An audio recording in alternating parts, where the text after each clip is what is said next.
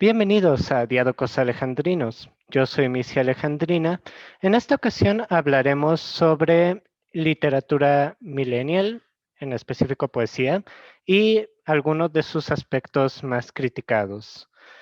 Empiezo aclarando que por poesía millennial me refiero a aquella que ha sido escrita por aquella generación nacida aproximadamente desde la década de los 90 hasta mediados de los 2000.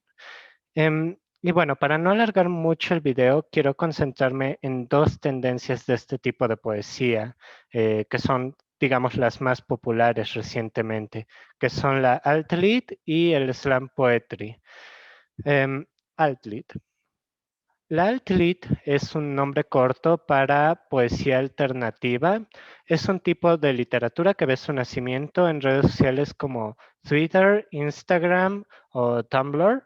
Y como suele suceder la mayoría de las veces con bastantes movimientos culturales, pues proviene de Estados Unidos para después ser adaptado al resto del mundo. Em, Uno de los rasgos o algunos de los rasgos que identifican esta corriente pues son sus referencias a la cultura pop, el uso de un lenguaje cotidiano y sobre todo la autorreferencia. La mayoría de estos escritos cabrían, digamos, en lo que puede ser como autobiografía o la autobiografía de ficción.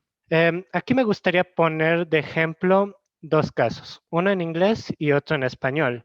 Ambos se podrían reconocer de cierta manera como emblemas de este tipo de poesía. La primera sería Elvira Sastre en español, que viene de Twitter, y Rupi Kaur, que ella escribe en inglés y es más reconocida en Instagram. Vamos a ver primero un poema de Elvira Sastre. La única verdad es que tienes los ojos más valientes del mundo. Y el mundo es más valiente cuando te mira a los ojos. Por ejemplo, aquí vemos, en primer lugar, un descuido total. Es decir, las oraciones están rotas de un modo totalmente vano.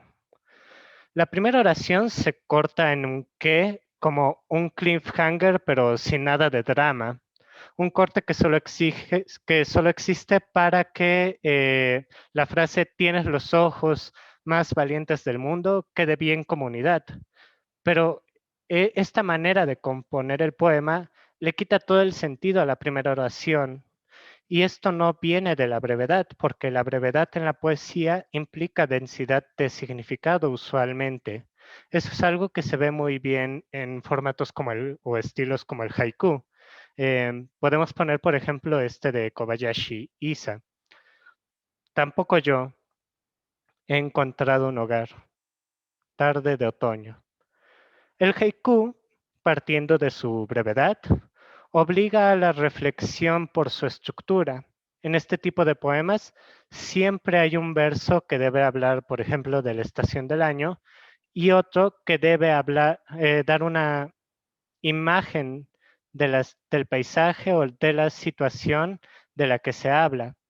Por lo tanto, exige una contemplación detallada de los entornos y las situaciones en sus detalles más sutiles para poder referirse a ellos en sus términos más emblemáticos.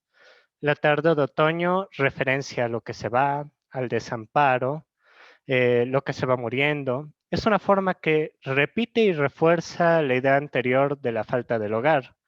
A su vez, esto termina eh, añadiendo, reforzando también lo paradójico de la primera oración.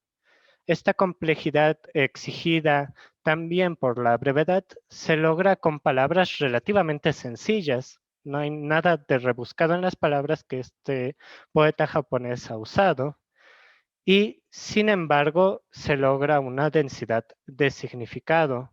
Em, y reconozco que es algo exagerado comparar una joven de nuestro tiempo con uno de los más grandes poetas del haiku que ha habido, pero lo importante de esta comparación es llegar a un punto, preguntar, ¿por qué esta brevedad de extensión en los poemas ha resultado en que Elvira Sastre se vuelva popular y no en algo como un renacimiento sin parangón del haiku.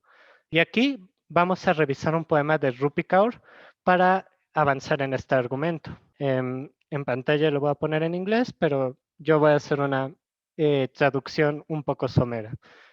El problema de tener un padre alcohólico es que un padre alcohólico no existe. Simplemente es un alcohólico que no pudo estar sobrio lo suficiente para criar a sus hijos. El problema aquí que también tiene Elvira Sastre, la mayoría de los poetas alt-lit, para ser claro, es que lo que hacen no es poesía porque no tratan, no se enfrentan con las palabras. Este tipo de autores lo que hace es una instrumentalización de emociones simplificadas. Por ejemplo, en este texto, Rupi Kaur, lo que hace es más propio de una post-it, de una nota que en realidad de un texto con cualidades artísticas. Básicamente lo que hace es hablar de su padre, de que es alcohólico y que eso la hace sentir mal. Y más allá de lo obvio del mensaje, una vez más, un poema no necesita siempre usar lenguaje rebuscado. La cuestión es el falso símil entre una expresión directa y descuidada y una supuesta calidad de honestidad que se busca alcanzar. Yo creo que más allá de lo que se dice, lo que se vende es el ansia de encontrar empatía en situaciones difíciles, de encontrar alivio en esa empatía. Es en cierta manera la alt-lit como la autoayuda de la poesía. O sea, este tipo de poemas siempre es sincero, siempre le da lo que busca el lector bajo la idea del flujo libre de conciencia, en inglés stream of consciousness, busca poner directo lo que viene de la mente en el papel. Y eso se vende como autenticidad. Hay que decir primero, ya ha habido el intento de una expresión de flujo de conciencia en numerosas ocasiones. Por ejemplo, tenemos el automatismo surrealista, y la mayoría de las veces no tiene nada que ver con lo que están haciendo aquí, ni con un lenguaje accesible, ni con un lenguaje fácil, ni con mensajes wholesome. Tampoco es descuidado. Para eso basta leer a Virginia Woolf o a Joyce. No conozco o conozco pocas expresiones literarias más cuidadas que las de ellos y también buscan crear la impresión de un stream of consciousness. Pero lo más preocupante es que a pesar de usar las redes sociales como medio, realmente nunca piensan en su haber nacido en Internet. Por eso se han traducido al formato libro con tanta facilidad. Sencillamente no pertenecen siquiera a Internet. No exploran ninguna de las transformaciones que la palabra ha tenido en Internet o en el medio de la tecnología digital per se. En la mayoría de los casos, habría otros que sí, e incluso estos, digamos que son los más viejunos de la literatura en Internet. Los más recientes realmente son muy superficiales. Y esto más bien podría ser poesía hablada o impresa y no tendría ninguna diferencia. Claro, esto es porque su principal objetivo no es ser arte, su principal misión es ser popular. Y ni siquiera diría viral, porque la viralidad tiene unas ciertas propiedades. Más bien, solo buscan ser populares. Eso es algo que ha existido desde que empezó la monetización de la literatura. Y por ello es que en cierto modo lo que logran no es hacer buenos poemas, es hacer poemas populares. Slam Poetry. El Slam Poetry es un formato de poesía con mayor énfasis en su lado performático. Suele presentarse en teatros, cafés artísticos, los lugares bohemios por el estilo. En este tipo de presentaciones, los poetas leen, declaman de memoria o improvisan poemas y compiten varios en una sola presentación. Al final, el público decide por votos quién es el ganador. Es un tipo de poesía que no es tan reciente. De hecho, al parecer tiene su origen en 1985 en Estados Unidos, pero apenas vio surgir un revival a nivel mundial. De este género, he de reconocer que requiere algo más de preparación que la mayoría de poetas alt-lit. requiere entrenamiento escénico, vocal y mnemotécnico. Para alguien con una memoria no tan buena como yo, es un talento bastante formidable, eso se lo sé de reconocer. Respecto a este estilo, comparto también en cierto punto algunas de las críticas que hago a la Alt-Lit. Este falso símil entre sacarse las cosas directo de la cabeza y dárselas al público, sin mediación, y hacer pasar esto por honestidad. Aquí se acentúa más por el carácter presencial, pero también porque al final de cuentas es el público, mediante su voto, quien decide quién son los ganadores de estas contiendas. Y también en cierta medida por el lugar que tiene la improvisación en este tipo de muestras escénicas. A mí siempre me ha parecido que es más un juego de ingenio que de arte. Y esto lo digo con todo el peso del testimonio. Quiero decir, yo he estado en distintos slams, he visto videos de slam en YouTube, Facebook, etcétera, de aquí de México, de otros países, y todos son la misma cosa, the fucking same. De hecho, es una crítica que también le hace otro canal de YouTube de Asshole Reviewer. Lo voy a dejar ahí en la descripción. Los temas no varían. Aquí en México los temas van a ser 90% de las veces sobre inseguridad, machismo, erotismo de 2 pesos, sobre vinos, cigarros y lencería, cuestiones de género, ideología LGBTQ, algo que también, de hecho, en el formato inglés sucede mucho. Y siempre desde la misma forma de interpretarlo, el mismo tono de voz, ademanes, intensidad. Damn, incluso las palabras.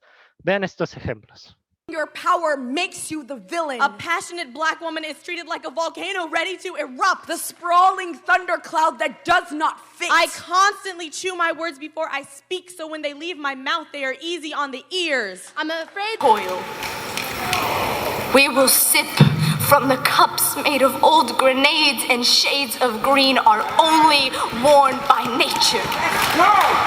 There will be a time when the fences choose to sit with us instead of standing between us. I mean, if you own one, you are less likely to die of cardiovascular disease. You know why my heart is so strong? Because I love my cat so much. And if you don't, guess who felt the same? Hitler. No me explico por qué este tipo de formato que exige bastantes habilidades por parte del intérprete, algunas que yo mismo no tengo, se vuelve tan monótono y en ciertos casos es incluso demasiado demagógico, tan flojo, simplemente es algo que escapa a mi entender cómo es que pasa esto.